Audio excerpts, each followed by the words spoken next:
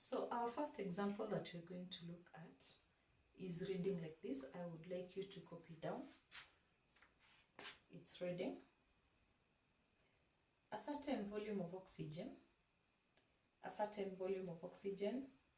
diffused through a given apparatus in 25 seconds. A certain volume of oxygen diffused through a given apparatus in 125 seconds. So here we have been given the time for oxygen to diffuse through, and this time we have been told is 125 seconds. In the same conditions, mark you here, the conditions are being kept constant. The same volume, so the volume compares the same volume of gas N, So we have a second gas here, gas N, diffused in 100 seconds.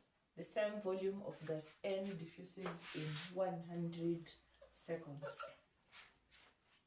So the question is, calculate the relative molecular mass of gas N. Calculate the relative molecular mass of gas N. And here, in brackets, we have been told that oxygen is equal to 16.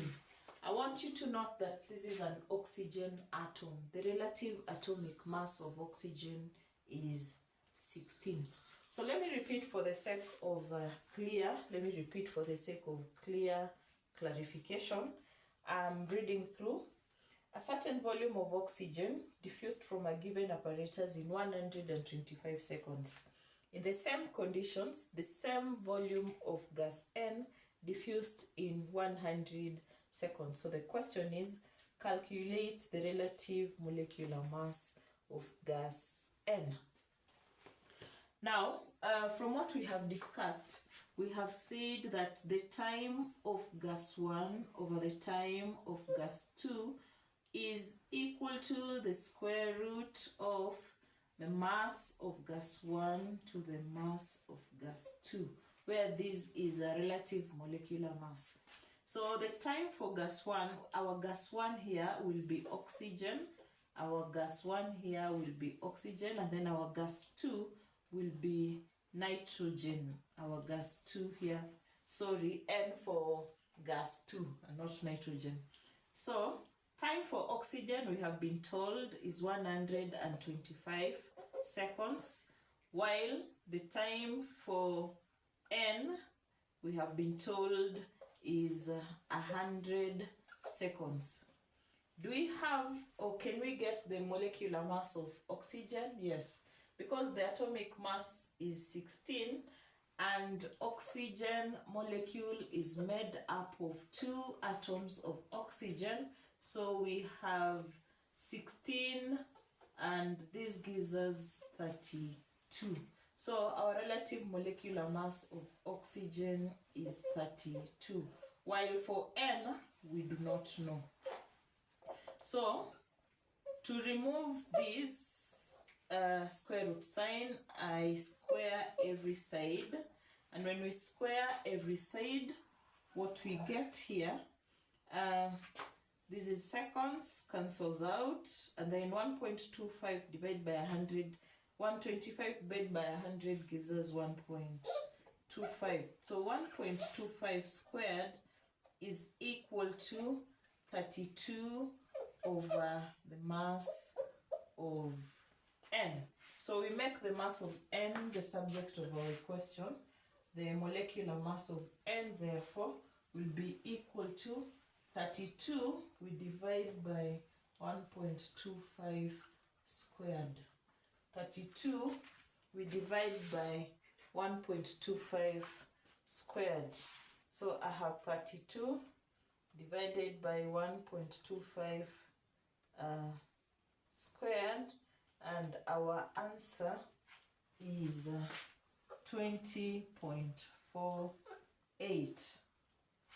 Our answer is 20.48. I'm confirming. So I have 32 divided by 1.25 squared. So the relative molecular mass of gas N therefore will be 20.48. Will be 20.48. I would like us to attempt question 2. I would like us to also attempt a second question. And in our second question, this is how it reads. Our second question reads, a volume of 120 cubic centimeter of nitrogen gas, a volume of 120 cubic centimeter of nitrogen gas diffused through a membrane in 40 seconds. So we've been given time taken for nitrogen gas to diffuse through. How long will it take 240 cubic centimeter? How long will it take 240 cubic centimeter of carbon dioxide? I want you to note here that the volume of nitrogen is not comparing the volume of carbon dioxide. They are differing.